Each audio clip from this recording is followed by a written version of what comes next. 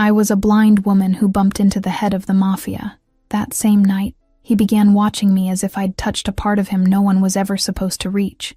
I just wanted to go home, take care of my grandmother, and survive playing piano for spare change. I didn't ask for protection. I didn't ask for coffee. I didn't ask for that dangerous man to learn my steps, my silences, and my weaknesses. But Lorenzo De Luca didn't seem to know how to look without possessing, and by the time I found out who he was, there was already something between us that not even the truth could erase. The problem is that men like him don't love without charging in blood. Hi, I'm Lena. A special shout out to those of you watching Book 1 for free here on the My Stories platform, completely ad-free and uninterrupted. Chapter 1, The Chest That Didn't Tremble.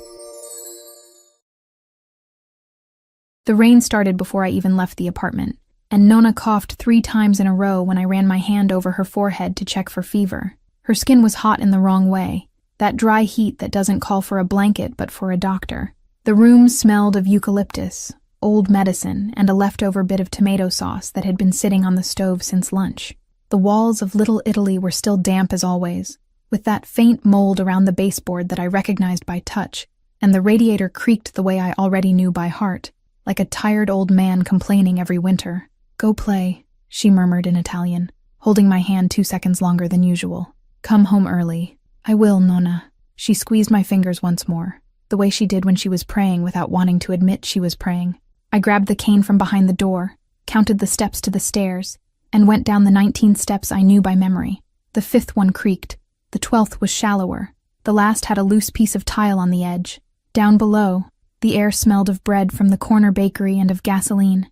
I crossed Taylor Street with the cane tapping against the wet asphalt, turned onto the avenue, and caught the subway right on time. I played for 3 hours in that reserved corner of the Jackson platform, where the station engineers pretended not to see me and left me in peace.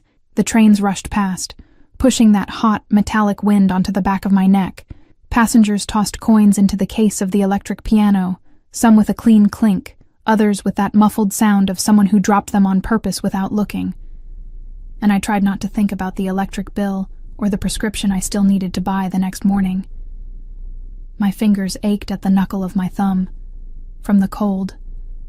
I played Chopin so I wouldn't cry, and Gershwin when Chopin started to hurt too much. "Your head's on Mars today," Sienna said, leaning against the railing.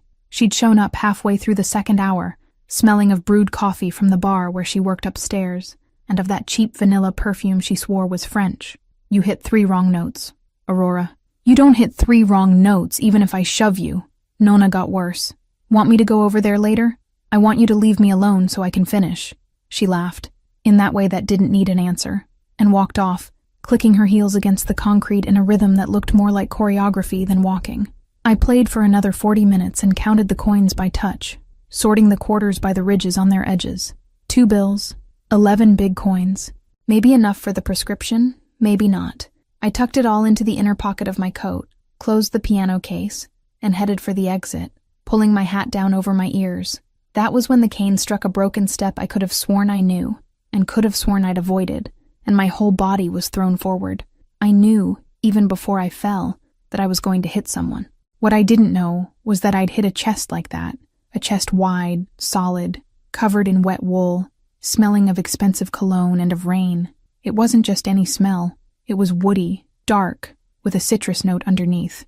I felt the impact travel up through my shoulders and stopped, with my face pressed against his cold fabric. For 2 seconds, no one breathed. It was the kind of silence I recognized even without seeing. Heavy boots around us didn't move away. On the contrary, they stepped 1 pace closer, in sync, as if that man were the center of something I didn't understand. I felt their tension before I felt the tension of the man whose chest it was. It was a tension of muscles at the ready, of hands that had moved somewhere and stopped halfway, by an order no one had to say out loud. But the man I'd crashed into didn't pull back. He didn't push me away. He didn't grab me. He just stood there, still, as if my weight against him were the strangest thing that had happened to him in a long time. His breath was held. I felt his chest rise, stop halfway, fall slowly, then rise again in a rhythm that seemed freshly learned. Beneath the coat, his heart beat steady, not fast, not calm, just steady, as if nothing in the world could demand an explanation from him. My God, I laughed, embarrassment creeping up my neck. Mi scusi tanto. The cane had fallen. I tried to step back with some dignity and nearly tripped again over my own heel. I crouched down, hand stretched out across the wet asphalt, searching for the handle. The rain fell harder now, running down my bangs, and I knew I was soaked, but it was impossible to look any more foolish than I already did. I felt his movement before the sound. He crouched down, slowly, unhurried, saying nothing, with that kind of movement that seemed to fit inside any expensive clothing without creasing it. His hand found the cane first, and when he placed it in mine, the touch was that of a man who knew exactly what he was doing. Long fingers, a warm palm, no hesitation, with the roughness of some callus that my hand registered without meaning to. He waited for me to close my hand before letting go. "Don't run with that in your hand." The voice came low, restrained, with that kind of calm that doesn't ask permission to exist. I lifted my chin in his direction by instinct. I couldn't see anything beyond a large shadow against the yellow light of the station, a tall blur taking up more space than it should, but the voice hung in the air as if it had a weight of its own, as if each word were set on the ground between us with a jeweler's care. "I wasn't running," I shot back, adjusting my coat. "I was leaving. There's a difference." "There is." He didn't laugh, but something in his voice shifted, a short, minimal vibration, as if he'd found it amusing and decided not to show it. The men around us stayed still. I counted at least 4 pairs of feet. One of them shifted his weight from his right leg to his left, and the creak of the boot leather was the loudest thing that happened in those seconds. "Thank you for the cane," I said, taking 2 steps to the side. "And sorry about the coat. I hope it wasn't good wool." It was. Ouch. This time I was almost certain he smiled, but I had no way to confirm it. I only felt his presence. Still, watching my every movement in a way that wasn't a threat, but wasn't casual either. It was pure attention, as if I were a glass falling and he was calculating whether there'd be time to catch it. And the worst, or the best, was that he didn't seem in any hurry to let me go. "Do you live far?" he asked. 3 blocks. "I'll take you." It was so direct that I laughed before I could even process it. It wasn't a request. It was a statement, the same way someone says, "It's raining." The laugh came easily, still embarrassed from the fall, and I shook my head as I fit the cane into my right hand. "Thank you, but I'm more afraid of cars than of the rain, and I know these 3 blocks better than I know my own face." "You know your face." I did, a long time ago. I said it without thinking, and realized too late how heavy it sounded.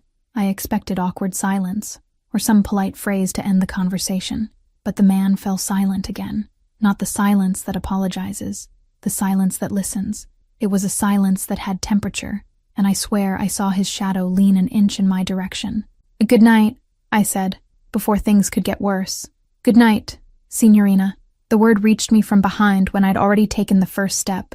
It came out of his mouth with a clean accent, no affectation, like someone who'd grown up hearing it. I gripped the cane handle and walked off, tapping the sidewalk more firmly than I needed to, pretending I didn't hear a heavy car's engine start behind me. It was a deep engine, the kind that costs more than everything inside my apartment. I walked the 3 blocks in a strange state. The rain didn't stop, but I'd forgotten to feel it. I couldn't stop smiling, and had no idea why. It had been a man, an ordinary man, in the rain, at the exit of a subway. It was ridiculous. I hadn't even seen his face. I didn't know the color of his coat. I didn't know if he had a beard, if he was young, if he was old. I only had the smell, the voice, and the way he'd handed back my cane as if he were handing back a piece of me. I climbed the 19 steps counting, opened the apartment door, and the smell of eucalyptus greeted me along with Nona's hoarse voice. "You took a while." "It was the rain, Nona." I took off the soaked coat, hung it over the kitchen chair, and went to her room. She had her head tilted to one side, eyes closed, the way she slept when she had a fever. Her breathing was lighter than it had been that morning, and I thanked God for it in silence. "Aurora." "Yes. Why are you smiling?" I stopped in the doorway. Her eyes were still closed. I hadn't even said anything. I hadn't even laughed. "I'm not smiling." "You are. I can hear it." I leaned against the door frame, defeated, the old wood pressing into my shoulder. I bumped into a man at the subway exit, and he smelled good. Nona let out a sound somewhere between a laugh and a cough, and turned her face the other way. She said nothing more, but I knew she'd smiled too, that small smile she saved just for me. I switched off the hallway light, and went to my room, hair still wet, and the cane propped against the wall. Down below, on the corner, an engine kept running for a long time. I had no way to see, but the sound of a big car, the kind that idles parked without caring about the gas, stayed there all night, like a dog that had picked a door. I lay down, turned my face toward the window side, and the sound reached me muffled through the glass, constant, patient, and I, understanding nothing, fell asleep with my hand closed over the sheet, as if I were holding a cane that no one would ever hand back to me. Later, he would tell me that, inside the car, he said only one thing that night: write down her address, and that the engine stayed running until dawn. Chapter 2. The Man with the Coffee. On Wednesday, I went back to the platform as if nothing had happened, because nothing had happened. That's what I kept repeating to myself as I set up the electric piano in the reserved corner, fitting the tripod legs into their usual spot, adjusting the open case half a meter away to catch the coins. The concrete of the platform was cold even through my shoe, and the air had that smell of wet metal that clung to the stations after a night of rain. I ran my fingers over the keys before playing, feeling each one as if it were the first time. The line of middle C was a little worn on the right corner, a detail of mine, only mine, that no one else would notice. The first song was to warm up my fingers. The second I chose on a whim, an old nocturne my mother liked to play before everything fell apart. It was in the middle of the third measure that the smell arrived. Coffee, strong, freshly brewed, with that bitter touch that rises first, and that I always associated with mornings. It came cutting through the frozen air of the platform like a promise, and for a second, my fingers almost missed the next note. I felt someone approach the bench beside me, slowly. The breath came before the sound, held, controlled, with that cadence of someone who learns early not to make noise.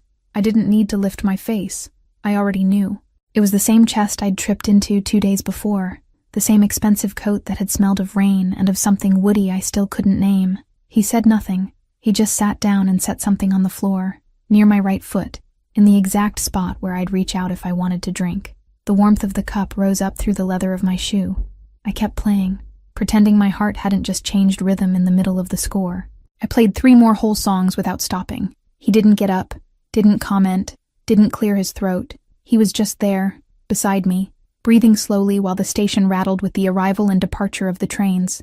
With each car that stopped, a gust of wind pushed the coffee smell closer to my face, and with each car that left, it carried away a little of my ability to fake indifference. When I finished, I lowered my hands from the keyboard and stayed a few seconds with my head tilted, listening to his silence. "Thank you for the coffee," I said out loud, not knowing if he was still there. "I'm here," the voice came from the bench. I smiled without meaning to. I reached out to the cup, found the thick paper sleeve, and lifted it. The heat passed through my glove and rose up my wrist as if it were in a hurry. "Good stuff. I hope so. Are you following me?" "No. You're just sitting beside me by chance, at an exact time, with an exact coffee in your hand." "Yes." I took a sip. The coffee was bitter at just the right point, with a touch of hazelnut. I couldn't remember the last time someone had gotten my coffee right without asking. People usually got it wrong. Too much sugar, too much milk, or one of those artificial flavors that hurt behind your eyes. He hadn't gotten anything wrong. "You're a man of few words." I learned that over time. "Learn to talk more," I shot back. "The music, thanks you." He let out a short sound through his nose, which was the closest to a laugh I'd managed to draw out of him. The bench creaked slightly when he adjusted himself. I felt his coat brush my elbow by a millimeter and move away again, as if he'd noticed too late. That millimeter stayed on my skin after he moved away, and I hated how quickly my body registered the absence. "The music," he said. "Whose was it? No one famous?" "It was my mother's." It was. I hesitated. "And you? What's your name?" "Lorenzo." Just that. No last name. Nothing more. I repeated it softly with my mouth closed, just to feel the shape of it. He didn't ask anything else. I found that elegant in a way I couldn't describe. Most people, on hearing that tried to fix it with some canned phrase, with an embarrassed condolence, with a change of subject so abrupt it hurt. He just stayed quiet and let the silence be mine. He didn't try to fix it. I thanked him inside and went back to the keyboard before my throat tightened. I played one more song. When I lifted my blind eyes toward the bench, there was no more breathing. He'd left without a sound, and the cup was still there on the floor, almost full, cooling slowly against my shoe. I sat for a while just listening to the emptiness he'd left. It was an emptiness with a shape, an emptiness with weight. On Friday, he came back. I knew he'd arrived even before the smell of coffee appeared, because the way his footsteps sounded had something I already recognized. The heel meeting the concrete with weight, but without violence. Like a man who measures the ground before he steps. It was the kind of walk that could fit through a dark hallway without waking anyone. He sat on the same bench. He set the cup in the same spot, the same centimeters between the leather of my shoe and the warmth of the paper. "Again?" I asked, without stopping playing. "Again. Do you like this song?" "I like any song you play." I missed a note. It was the first time all week. I covered it by chaining something else over it and kept going. But I felt my face heat up in a way I hated. My fingers carried on because my fingers knew what to do. The rest of me had stopped entirely. "Don't say things like that in the middle of a measure," I complained. He noted. There was a pause in which he just listened to me, and the pause weighed more than any phrase he could have said. He didn't fill the silence. He lived inside it. On Saturday, he came back. When I left the platform, it was nearly midnight, and Sienna was waiting at the top of the escalator with her arms crossed, and the smell of fries from the cafe where she worked. The air up there was colder than down in the station, and the fine rain of that hour had already begun to wet the sidewalk. "3 coffees in 1 week, she said, walking beside me down the street. "Aurora, 3. I know how to count. Either he's in love, or he's crazy. And in Chicago, the odds are about 50-50. Stop making things up." "I'm not making things up. I saw the guy from the bar window. Expensive coat, expensive shoes. Head down the whole time. Aurora, that kind of man doesn't drink coffee in a subway station. That kind of man sends someone to buy it. You didn't see anything." "I saw everything. And the 2 guys standing at the end of the hallway while he listened to you play, too." I stopped walking. The cane hit the concrete and went still in my fist. "What 2 guys?"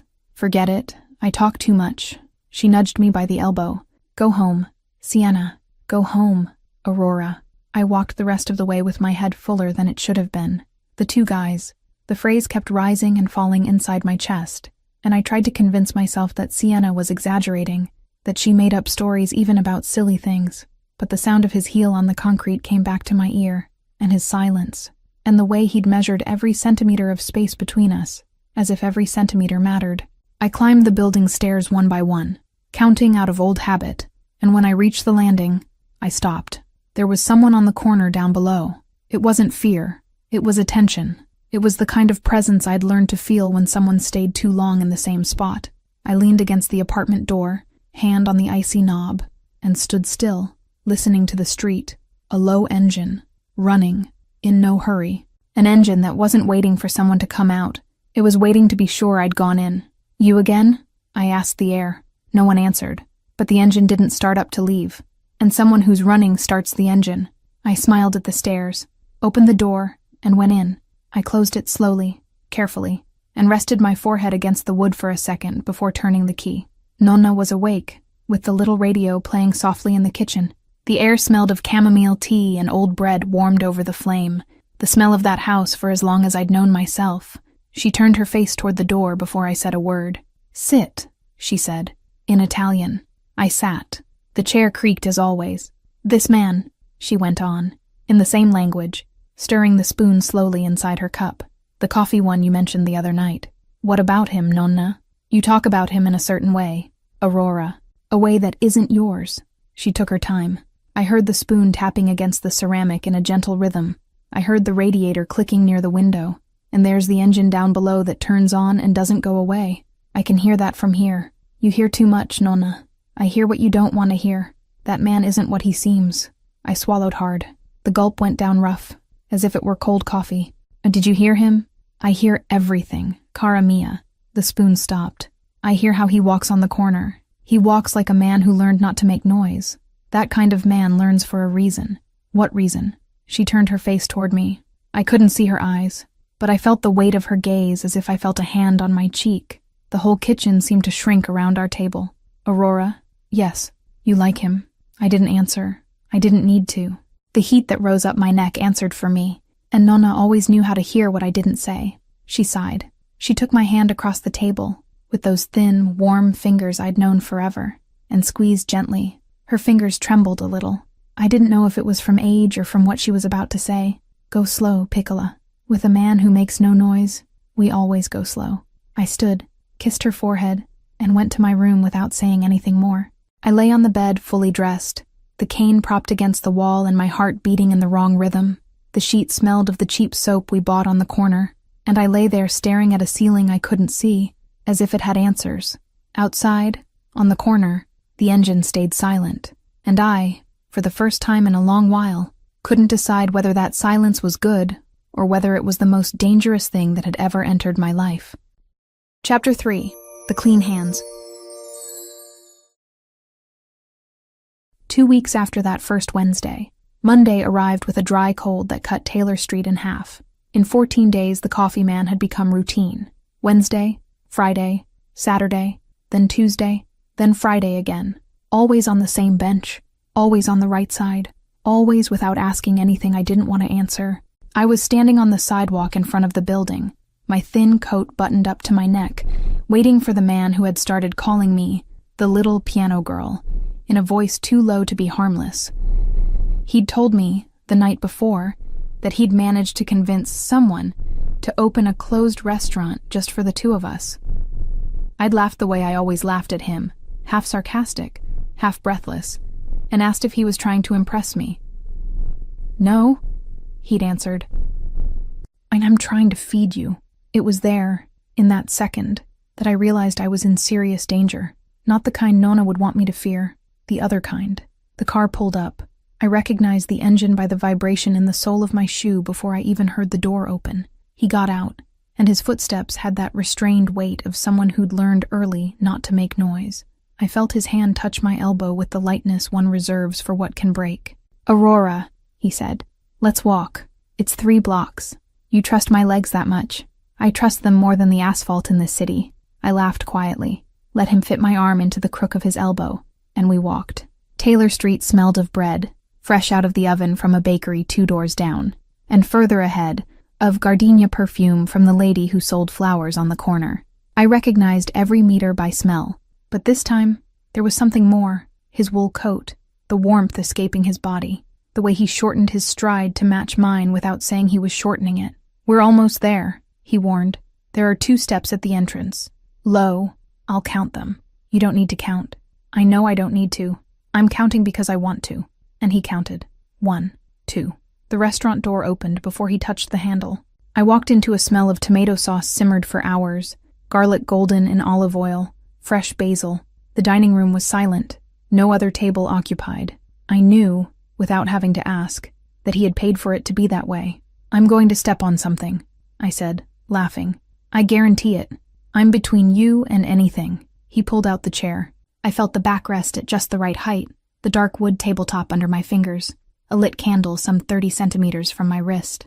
I rested the folded cane against the leg of the chair. He sat across from me. "Aurora," he said, "do you want me to describe the place?" That caught me off guard. "What do you mean, describe?" "The walls, the tables, the painting hanging behind you, the chandelier, whatever you want." I took a while to answer. No one had ever offered me that before. In all those years, no one had ever understood that describing the world, for me, was opening a window the degenerative disease had closed on some morning of my adolescence, back when I still thought that morning would be like any other. "The wall," I asked. "What color is the wall behind you?" There was a pause. 3 seconds, I'd say. He was looking, I knew, and he couldn't name what he saw. "Red," he said, finally. "Dark red. You don't know color, do you?" "No. A whole life looking at walls and you never paid attention to a single one." "I didn't say I don't pay attention. I said I don't know the name." I smiled without meaning to. I tilted my face toward his voice. "Then we'll have to fix that.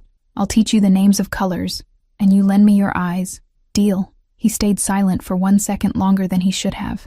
When he answered, his voice was lower. "The deal." We ate slowly. He described the pasta before the pasta arrived.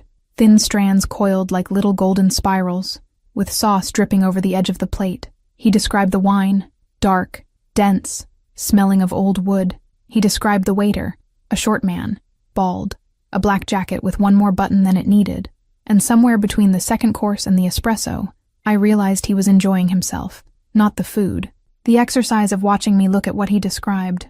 When we left, the street had gone cold for good. He walked me back with the same patience, the same firm elbow. At the entrance of the building, he stopped. Aurora, I'm not going to come up. I know you're not. He moved a millimeter closer. Just one. I felt his forehead touch my temple. It was 2 seconds, maybe 3. He didn't kiss me. He didn't try. He just stayed there, resting, as if he needed me to hold up his own weight for a brief moment. Then he pulled away. "Good night," he said. "Good night, Mr. of the Red Walls." I heard his low laugh go down the sidewalk. I climbed the stairs with my heart beating in a rhythm I didn't recognize. When I opened the apartment door, Nona was awake, praying softly. I took off my coat slowly, afraid she'd hear the way I was breathing.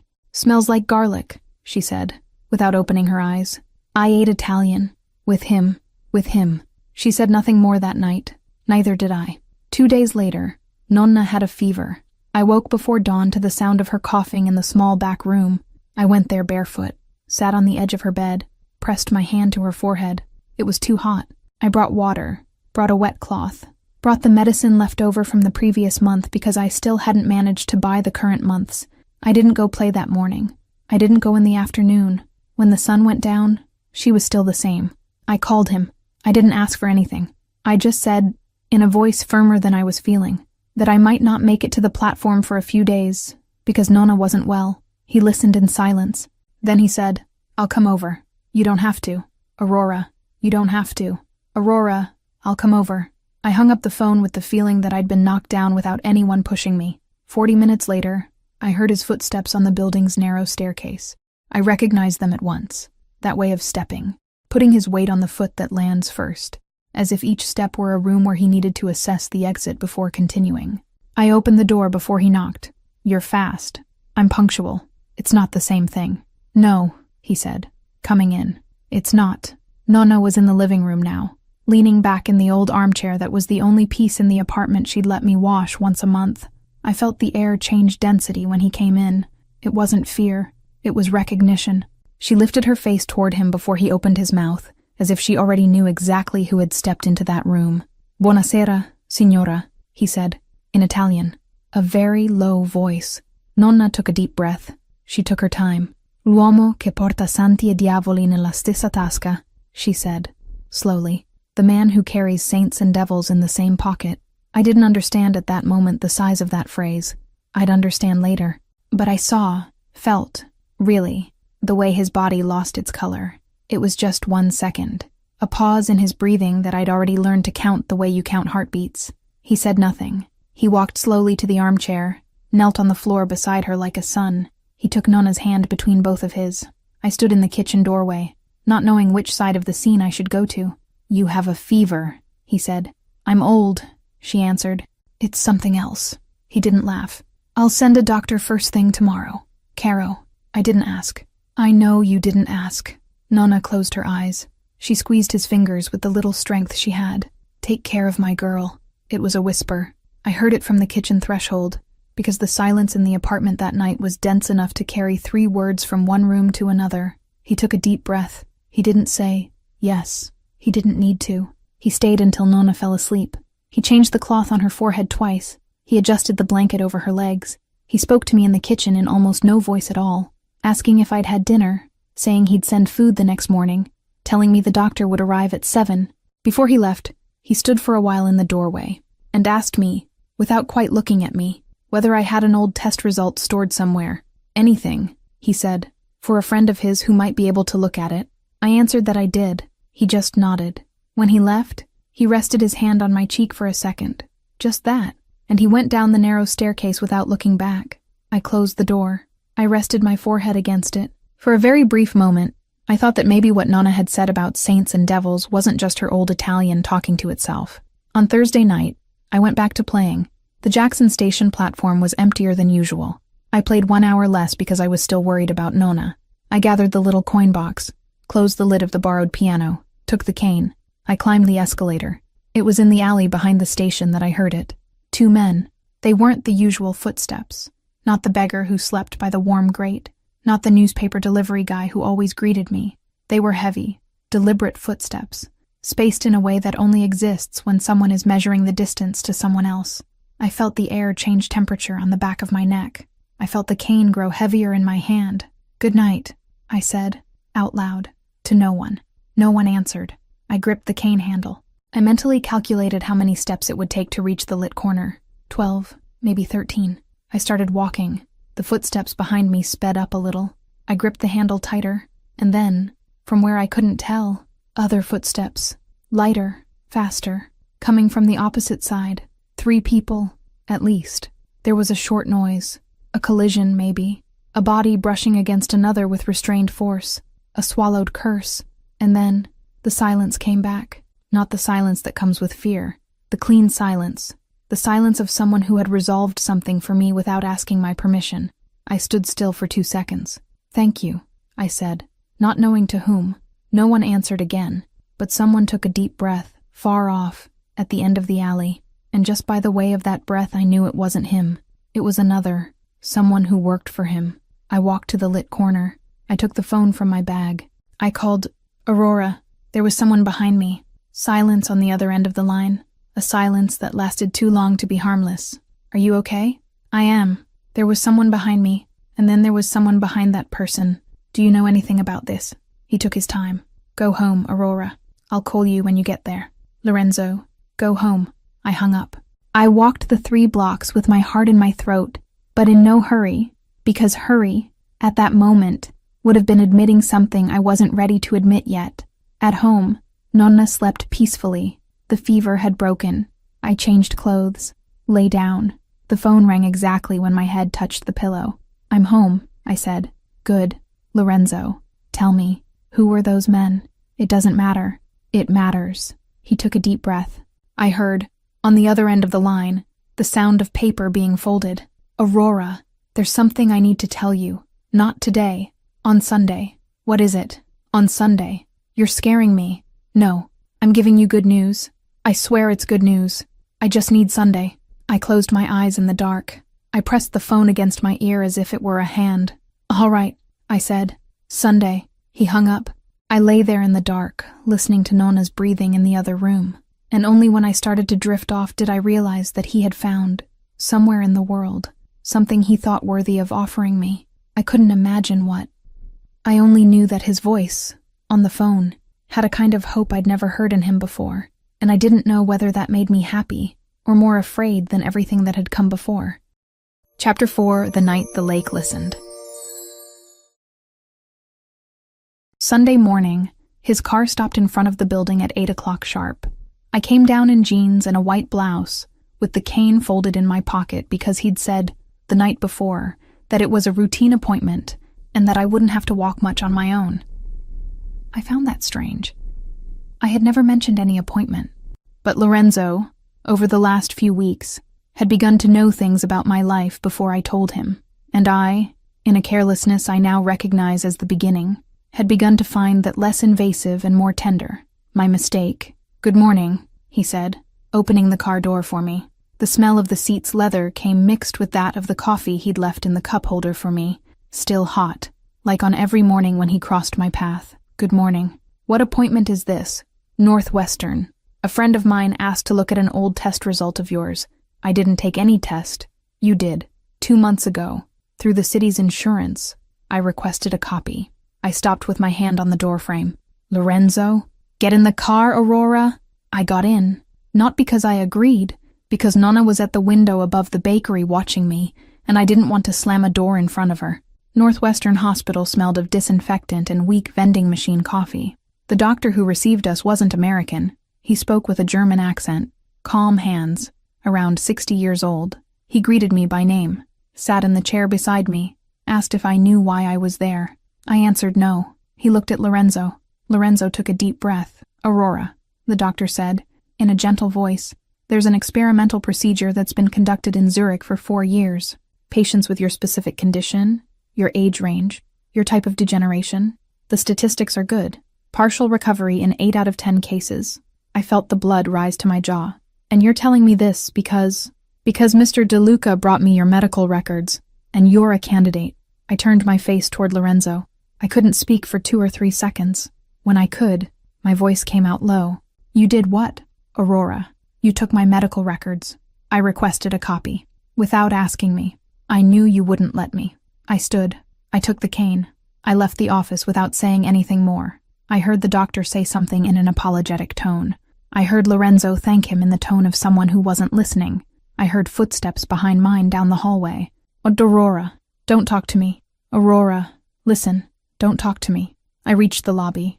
The cane hit the revolving door twice before I managed to line up the angle. He came after me. When we reached the sidewalk, I stopped and turned toward his voice. The noise of the Michigan Avenue traffic faded into the background, as if the whole city had lowered the volume to hear what I was about to say. You want to buy this for me? I want to pay for it. It's the same thing. It's not. It's exactly the same thing, Lorenzo. You have money. I don't. You decide behind my back. I end up owing for the rest of my life something I never even asked for. You never asked for anything in your life. Not asking is different from accepting that someone buy it for me. Aurora, you're buying me. The word came out harder than I intended. I felt the blow land on his face. There was a second of silence, the size of that whole sidewalk. He didn't answer. He didn't try to defend himself. He just stood there, and his silence hurt me more than any answer would have. Take me home, I said. I'll take you. We went back without exchanging a word. When he stopped in front of the building, I got out without looking to the side. I climbed the stairs with Nona asking what had happened, and answered that nothing had happened, that I was just tired. I locked my bedroom door, sat on the bed, and cried without making a sound, because I never knew how to cry making noise. He showed up that night. He didn't knock on the building's door. He sent Dante to let me know he was on the park bench 2 blocks away, in Lincoln Park, near the water. He said he'd wait as long as it took. He said that if I didn't come, he'd understand. I went down in a thicker coat, because the night had turned cold, with wind coming off the lake, the kind that gets in through the seams. I walked slowly, counting corners, without the cane. I knew this path. The damp smell of trampled leaves announced the park before the sound of my own footsteps on the gravel. When I reached the bench, I heard his breathing before I touched the wooden backrest. You came, he said. I came. I sat. He didn't move closer. He kept about 20 centimeters between us. We stayed silent for maybe a whole minute. I heard the lake water lapping at the shore, far off. I heard the wind pass through the leaves behind the bench. I heard his breath going in and out in a rhythm I'd never heard before. Slower, more tired, more human. Aurora, he said, finally. I don't know how to apologize. I noticed. I know how to give orders. I know how to pay. I know how to solve things. I don't know how to ask. Try. He took a deep breath. I lived my whole life surrounded by blood, by guilt, by darkness. I'm not going to explain it to you now because this isn't the night for it, but it's true. Everything I've built up to today was built on top of dirty things. Aurora, everything. I don't have a single clean thing to offer you. I clasped my hands in my lap. When I read your medical records and found out this surgery existed, I thought of one single thing, that maybe, for the first time in 36 years, I could do something beautiful, without gaining anything from it, without needing anything in return, without anyone knowing my name. His voice trembled in a very small place, so small that maybe only I had learned to hear it. I'm not buying you, he said. I don't have enough money to buy you. You don't have a price, Aurora. I'm just trying once in my life to do something for the right reason. You can say no. You have every right to say no, but I'll need, for the rest of my life, to know that I at least tried. I swallowed hard. I felt the tears start before I could stop them, and I didn't try. You don't talk like this to anyone, do you? I asked. No. Why to me? Because you owe me nothing, and even so you listened to me. I stayed silent. I looked toward the lake I couldn't see, and tried to imagine the sky above it. I tried to imagine what it would be like, after so many years, to open my eyes one morning and find the color of the walls of Nonna's room. I tried to imagine what it would be like, perhaps, to open my eyes and find for the first time the face of this man I already knew by smell, by voice, by silence. All right, I said. He turned his face toward me. I felt it. All right, Lorenzo. I accept. But on one condition. Tell me, you never decide anything for me again without asking. Never again. Not even to save me. Deal. Truly a deal. Aurora, he said, and his voice had a kind of weariness that was almost gratitude. Truly a deal. He moved closer. He didn't kiss me. He just leaned in and pressed his lips to my forehead for a second, lightly, like someone sealing a document. I felt the warmth of his skin through the cold of the night, and the faint smell of the woody perfume I'd already learned to recognize from 3 steps away. Then he pulled back. We stayed on the bench a few more minutes without saying anything. When I got up, He took me back without asking, and this time I let him. The following Wednesday, the world turned upside down in 45 seconds. I left the Jackson Station platform in the late afternoon. I'd played for 3 hours, gathered the little box, thanked Sienna for the coffee on my break. I climbed the escalator with the same feeling as always. Step, step, cold handrail, street air coming in through the mouth of the underground. I reached the sidewalk. I felt the low sun on my face. And then, 2 bodies, one on the right, another on the left. I didn't hear them arrive. They came too fast, calculated, rehearsed. I felt a large hand on my elbow, another at my waist, and a third, coming from, I don't know where, over my mouth. The smell of cold tobacco on the palm of that hand reached me before my own shock. I couldn't scream. I tried. The cane fell from my hand. "Walk," said a male voice, too close to my ear. "Walk quietly." They pushed me 3 meters forward. I heard a car door open. I felt the leather upholstery against the back of my leg. I fell sitting inside. The door slammed. The engine was already running. "Grab the seatbelt." Another voice, further back. "If she gets hurt, the boss rips your head off." "What boss?" "Our boss." Idiot. The car took off. I sat still, both hands in my lap. My breath caught in my chest. For one absurd second, I thought of Nonna. I thought of Lorenzo. I thought that maybe I'd accepted the lake of the night before too soon.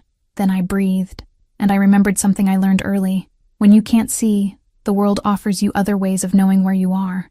I started to count. Curves, traffic lights, horns, smells coming in through the poorly closed window on the driver's side.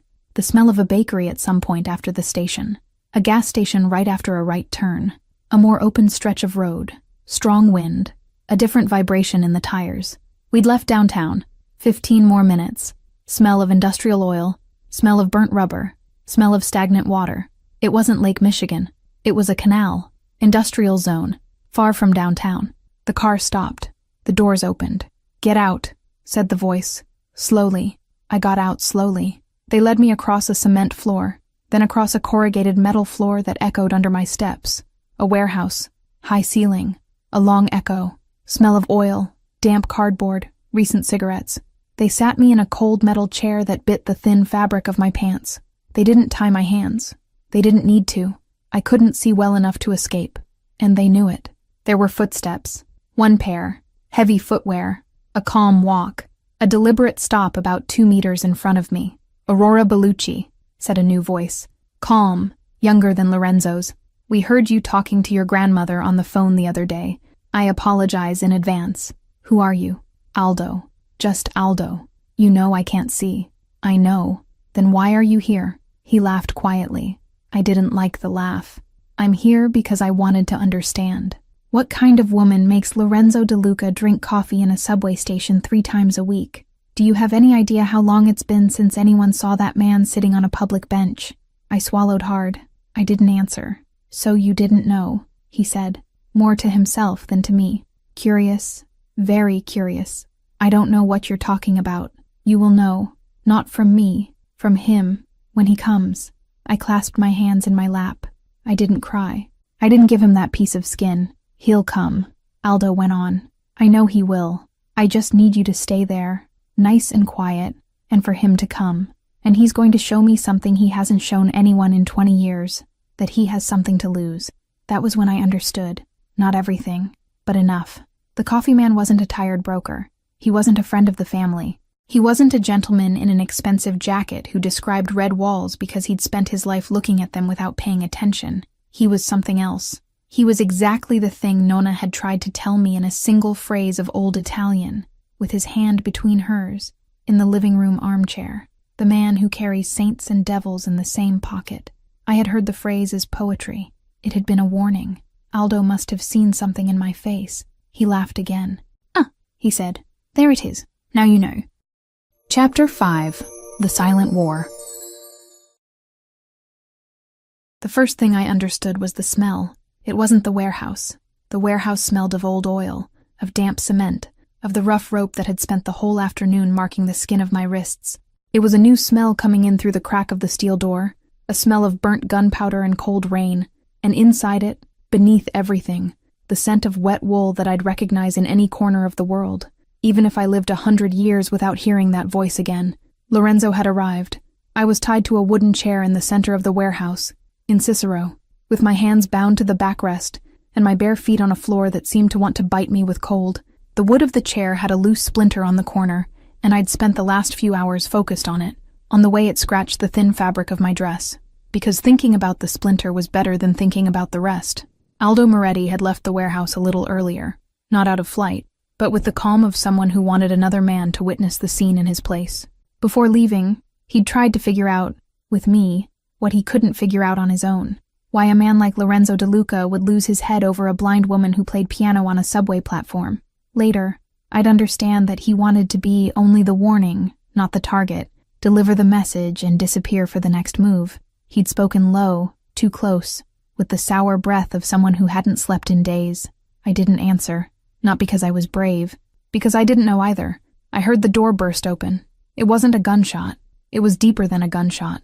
It was the sound of a metal plate giving way, and behind it, footsteps. Many footsteps. A firm, even tread, in no hurry. I counted 6 pairs of feet, then lost count. Someone shouted in Italian to my left. Someone else answered in English.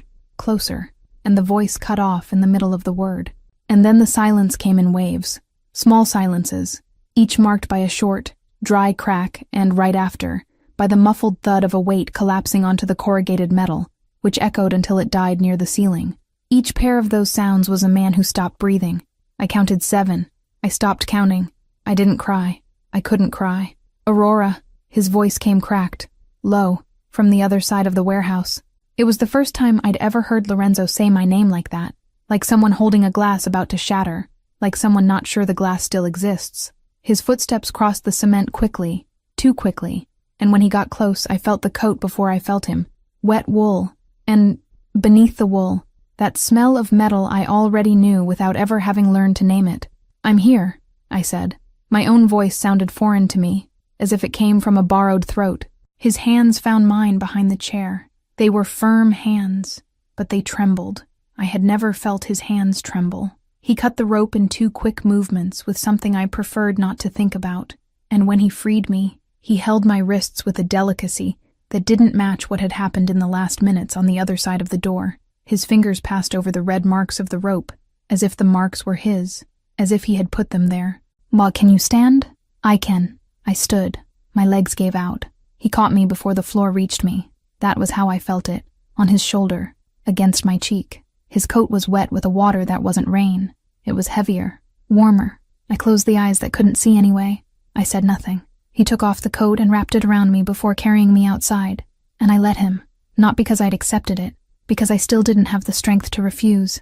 The coat was heavy, far too big for me, and smelled of him in a way that hurt more than my injured wrist. Outside, the rain came back. It fell in thick, spaced drops, the kind that announces a storm. The man who always walked behind Lorenzo opened the door of the armored car without a word. I knew him by his short breathing, by his always slightly measured step, always behind him, always alert. Lorenzo would call him Dante later, and the name would stick. Lorenzo set me in the back seat like someone setting down something fragile, sat beside me, closed the door. The car took off. I smelled the new leather, the smell of the coat around me, and his smell, too close. For a long moment no one spoke, only the rain on the roof, beating in an uneven rhythm, and the muffled engine, and my own breathing, which I could no longer control properly. "Are you hurt?" he asked, finally. "No. Are you sure?" "I'm sure." He took a deep breath, once. It was the only thing resembling crying that I heard come out of Lorenzo De Luca in my entire life. I felt his hand settle near mine on the seat, without touching, and stay there, suspended, for a second that felt longer than the whole night. Then he drew his hand back. He didn't ask permission to touch mine. I didn't offer it either. We crossed Chicago before dawn. I knew the way by the sounds, the curve of the overpass, the stretch of cobblestone where the tire changes its sound, the automatic gate that opened to swallow us with that lazy creak of heavy iron, the De Luca mansion on Astor Street. I had never been inside. I didn't need to ask where I was. "Guest room," Lorenzo said, more to Dante than to me. "Doctor in 15 minutes. And send someone to stay with her grandmother tonight. First thing tomorrow I want a nurse installed there. Permanent, Full shift. Already arranged, Dante answered, succinct as always. We climbed a wide staircase. The parquet under my bare feet was cold and smooth, recently waxed, and the wooden handrail seemed to have been polished by generations of hands. Dante offered me his arm, and I insisted on walking. I made it to the third step and gave in. He carried me the remaining 17 without comment. Lorenzo followed behind. I heard his breathing on my right side, too controlled to be calm, with that pause between inhalations that only exists in someone counting the seconds so as not to lose his mind. They put me in a bed that smelled of lavender and of a sheet pressed with a hot iron. The doctor arrived, examined me, said little. He had small, dry hands. No broken bones, bruises on the wrist, dehydration, rest. He left. Lorenzo came back into the room. Not onto the bed, on the floor, beside it, sitting against the nightstand, his knees folded like a punished boy, and he began to talk, but he didn't begin. I began. Who are you really?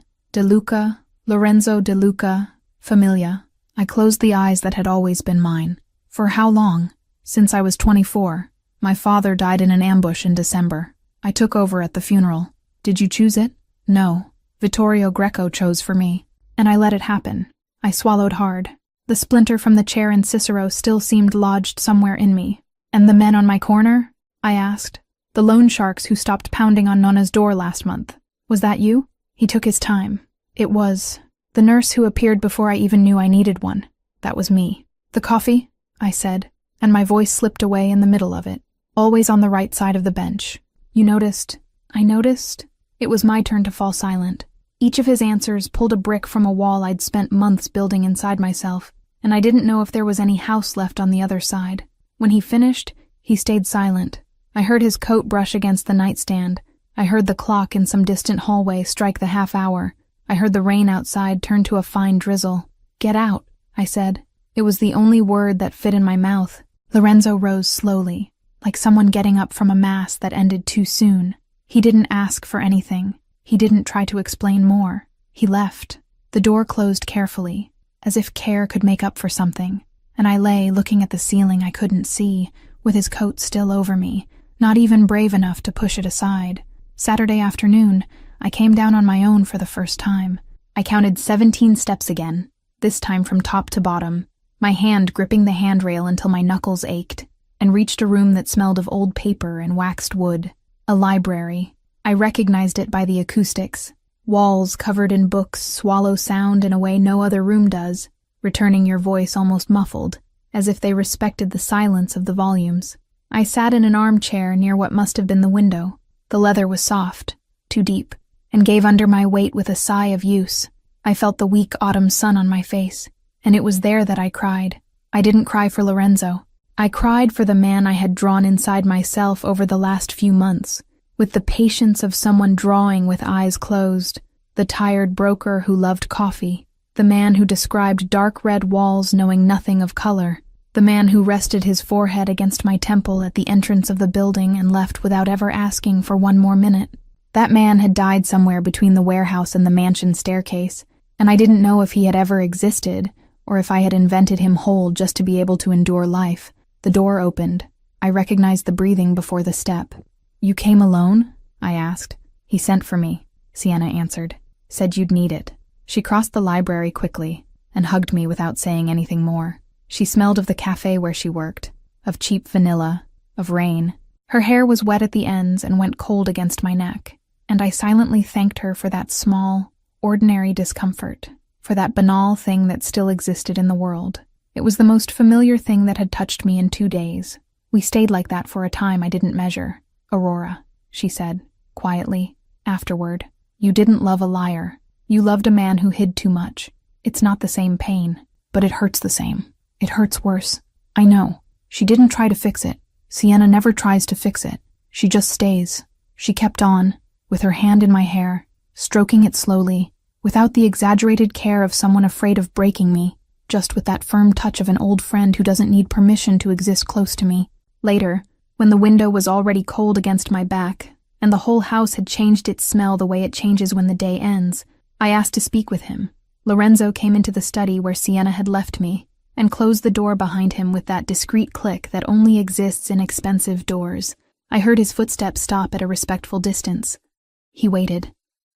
He didn't take a deep breath. He didn't move. He stayed where he was, like a man who'd decided that from then on, whoever decided everything was me. "Did you kill people?" I asked. "I did. Would you kill for me?" "I already have." I swallowed hard. The answer was worse than the silence I'd imagined, because it came without hesitation, without flourish, without that pause where someone tries to find the least harsh word. It was the naked truth, the exact size it was. I need time, Lorenzo. You have it. As much as I want. As much as you want." I stood. He didn't move. I walked to where I calculated he'd be, stopped a step away, feeling the warmth of his body at that small distance, feeling his breath drop a centimeter when I came close. I stopped a step away and said the thing I had come to say. "I'm going to Switzerland. Not for you. For me." There was a second of silence before his answer. I knew, without seeing, that he'd lowered his head. I knew by the way the air between us changed height, by the way his voice came from the wrong place when he spoke again. "I understand the difference," Lorenzo said, and his voice was lower than I'd ever heard it. Lower even than on that first night on the platform when he asked me if I always played that song, or if it was just that Wednesday. I left the study with the cane tapping lightly on the parquet, counting the way by the corners I'd already memorized in a few hours. Sienna was waiting in the hallway. She gave me her arm, and the two of us began to walk toward the stairs, slowly, counting the steps together out of the habit of someone who never forgets. Behind me, I heard the study door close. And, on the other side of it, something heavy. A book, maybe. Or a man, falling to the floor. I didn't go back. Chapter 6. The Man She Saw. 4 months later, I saw Blue for the first time. The nurse removed the final bandage in a clinic room in Zurich that smelled of antiseptic and white flowers, the kind they put in tall vases near the window to give the feeling that the place isn't just a waiting corridor between two worlds. I kept my eyes closed for a few more seconds after she finished, afraid to open them and discover that the world was still what it had always been to me, a succession of smells, sounds, and friendly hands guiding my steps. I felt the cotton leave my temple, the slight tug at the dressing, the freshness of the air reaching skin that had spent weeks hidden. Then I took a deep breath, counted to 3, and lifted my eyelids. The window was to my left. The sky was a color I no longer had any memory of. A clean, high color that seemed to have been painted in layers, with lighter tones near the top and a denser, almost damp blue near the mountains. The curtains were beige, with a tiny diamond pattern that my eye still couldn't quite separate from the fabric. The sheet over my legs was light blue, paler than the sky, sewn on the inside with a white thread that twisted in small curves. Everything blurred at the edges. Everything, within the blur, alive. I cried quietly, not quite understanding why. Lorenzo was standing in the doorway. I knew because I felt his breathing, restrained, steady as always, and because the smell of that discreet perfume, something between wood and pepper, arrived even before the sound of his footsteps. He didn't come in. He waited. He waited the way he'd waited so many times, with the patience of a man who knew the price of every minute and was still capable of spending them all on me. "You can come in," I said, not yet looking. He came in slowly. He didn't go to the bed. He sat in the corner armchair, far enough away that I could choose when to turn my face. That detail, the distance he kept, said more about him than everything he'd said in 4 months of short phone calls and discreet cards sent to the rented apartment in Chicago. He was a man who knew how to enter any place in the world without asking permission, and there he was, on the other side of the room, holding his breath as if my first look were a door only I could open. I turned. I expected to find a monster. I'd spent 120 days preparing myself for the possibility of finally seeing the man Aldo Moretti had described to me in a wooden chair in Cicero, the man with the drawer closed for 2 years, the man with the coat that smelled of metal. I had drawn him in my mind, dozens of times, with shoulders too broad, bottomless eyes, a hard mouth that wouldn't know how to smile. I found a tired man. I found, amid the blur, a tired man. It was the eyes first, a dark color my brain was still translating as brown, and it was toward them that everything else converged. The hair, the temple, The thin scar I had already memorized with my fingertip in a hallway on Astor Street. All of it faded into the background. Those eyes looked at me as if I were the only place where he could rest. I didn't say anything for a whole minute, maybe 2. Neither did he. The silence between us was an inhabited place, somehow, with furniture of its own. I recognized every corner of it. Then I smiled. Lorenzo held something in his chest that must have been his breath. His hand gripped the arm of the chair a moment longer than necessary. His fingers opened again, slowly, and it was by that detail, only that I knew he was crumbling in silence. "Hi," I said. Finally. "Hi," he answered, and that was all. We went back to Chicago 2 days later. The flight was long. I spent most of it looking at the buttons of his coat, dark, round, with a lighter line around them that I still couldn't name with certainty, because buttons were small things, and I still needed to learn the world bit by bit so I wouldn't get dizzy. Now and then I'd lift my eyes to the oval window of the plane, see a white expanse my eye still didn't know how to separate into shapes, just a thick brightness in layers, and go back to the buttons before the dizziness rose. Lorenzo noticed. He'd rest his hand on my knee without saying anything and leave it there until my body slowed down. In Little Italy, we stopped briefly so I could hug Nona. The smell of the apartment was the same as always. Basil, oil soap, a trace of medicine in the air, except now it came accompanied by a new brightness coming in through the open curtain. She was better than I remembered. There was a new nurse beside her, a woman with graying hair who was stirring a soup on the stove as if she'd known the apartment for years. Her apron tied in a bow already crumpled with use. I looked at Lorenzo. He looked at the floor. "Now how long?" I asked, quietly. "In the hallway. 3 months. Why didn't you tell me?" "Because you'd have fought me." I smiled without meaning to. I didn't fight him.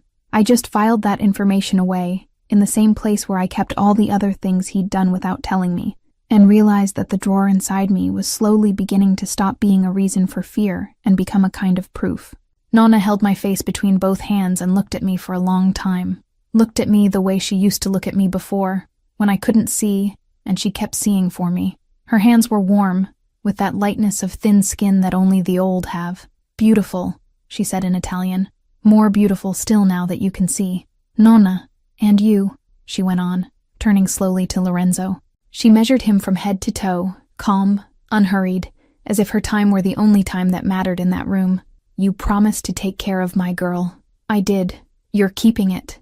It was the only blessing she gave, and she gave it without needing bigger words. Lorenzo bowed his head in an old gesture, almost from another century, and I saw, in that second, the boy he might have been at some point, before Chicago, and before the coat that smelled of metal.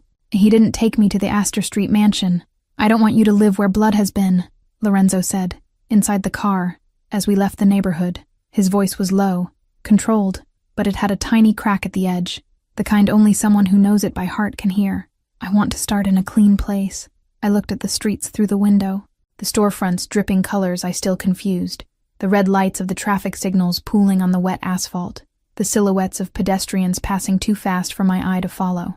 I rested my temple against the cold glass and let the city pass through me. The house was small, white, tucked into a quiet stretch of street near Lake Michigan, with a wooden porch and a young olive tree planted to the right of the door. I recognized the olive tree by the shape of the leaves, which he had described to me once, months earlier, at a dinner in a closed restaurant on Taylor Street. Narrow, silvery underneath, the kind that seem to hold their own light even when the sky closes over. I went in slowly. Everything smelled of fresh paint and wood wax, with a base note of coffee that someone, probably him earlier, had brewed and left to go cold. The walls were light, the furniture sparse. There was an upright piano in the corner of the living room, used, old, not new. I recognized the keyboard before touching it, by the small curve of the central keys that signaled fingers before mine. He had bought a piano that seemed to have a history, not a piano that seemed to have a price. "You chose well," I said. I had help. "From whom?" "From myself, finally." I laughed. It was my first laugh in 4 months that didn't sound like an apology. He laughed along with me, quietly, without showing his teeth, in his way. I crossed the living room, stopped in front of him and lifted my hand. I touched the face I had already seen at the clinic, but that I needed to learn again, this time with touch and sight at the same time. The scar at the corner of his eyebrow, the short beard, still rough under my thumb, I ran my hand down his left shoulder over his shirt and felt, even through the fabric, the rough outline of an older scar. He shifted his shoulder slightly, moved his weight a little to the other side, and said nothing. His fingers closed for a moment over the ring on his right hand, and I touched the uneven shape of the seal without yet being able to trace with my finger what was engraved there. His woody perfume rose closer when he breathed. I felt the warmth of his skin rise against the palm of my hand, and realized his breathing had stopped again. He closed his eyes. He didn't take his hand from his side. He didn't pull me to him. He waited. "May I?" I asked. "You may." I kissed him once. It was a simple kiss, and it said, without words, that I was there, that I had chosen to be, that the library door from that Saturday afternoon had, finally, opened again. When I pulled away, I saw his eyes again, closer, this time. I could spend the rest of my life learning those eyes.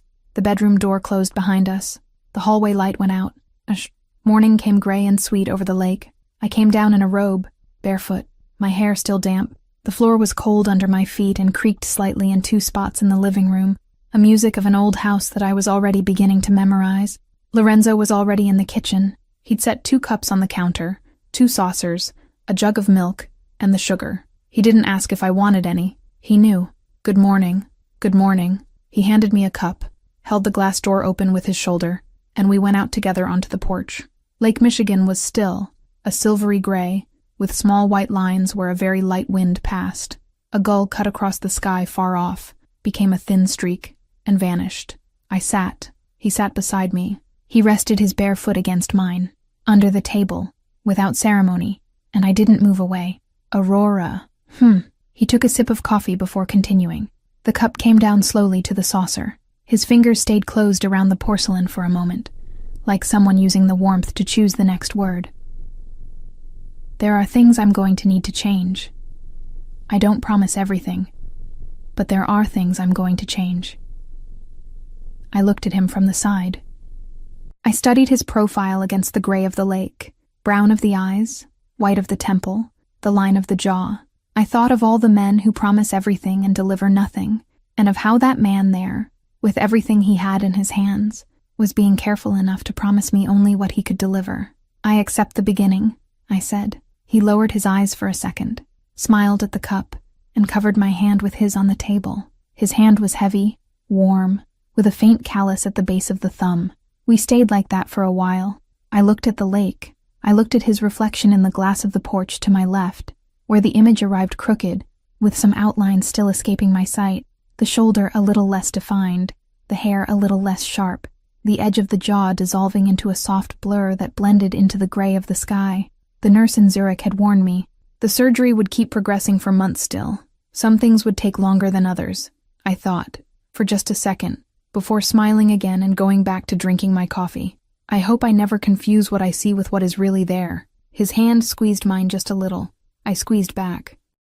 "Lena here, that wraps up book 1, and I've already finished book 2. You can get access to it for a really small fee." I came home early to surprise Lorenzo De Luca, and I was the one who found the scene that tore me away from him. The table was set for 2. The house smelled of coffee and of the lake. Everything seemed prepared for a perfect night. I was so happy he'd done something for us. Until a woman's laugh came from our bedroom. When I opened the door, I saw a woman in our bed with him, her body bared to him, her in the place where he'd sworn only I belonged. And there was the concrete proof, right in front of me, with extravagant breathless sounds that finished in something I don't even need to mention. I had just learned to see, but in that instant, I wished I'd never seen anything. I didn't scream. I didn't beg. I just ran out. I fled. Because men like Lorenzo don't leave simple marks. They save you, and then become the pain no one can save you from.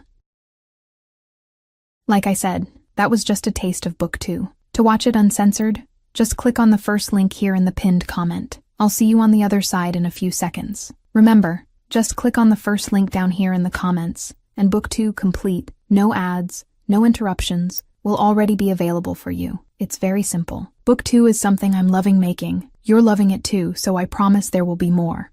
It's where you find increasingly spicy stories, a true dark romance. And precisely because this version is getting more and more heated, the video isn't well accepted publicly on YouTube. This closed environment is where I can actually share my essence and where I feel free to do my best work for you. More news coming soon. I'll be waiting for you on the other side.